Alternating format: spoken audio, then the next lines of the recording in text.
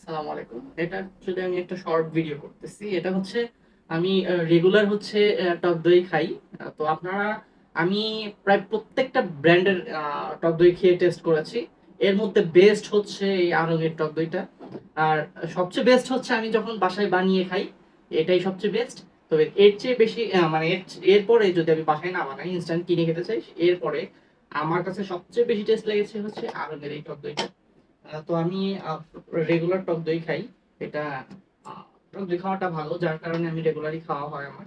আহ, এই কারণে আমি সবসময় কোন দইটা একটু ভালো, আমি এটা কেটে দিচ্ছি, আমি বলছি, সেটা আমি খাওয়ার ট্রাই করি। তবে আমি বাজারে যত টক দই আছে সবগুলো টক দই ট্রাই করেছি, একেবারে যত প্রাণ প্রাণ আড়ং, আর হচ্ছে কি আলট্রা, প্যারাগন, যত টক দই আছে আমি প্রত্যেকটা টক দই ট্রাই করেছি। এর মধ্যে আমি বেস্ট মনে করেছি, দেখেন এটা হচ্ছে এত ঘনত্ব এই দইটার।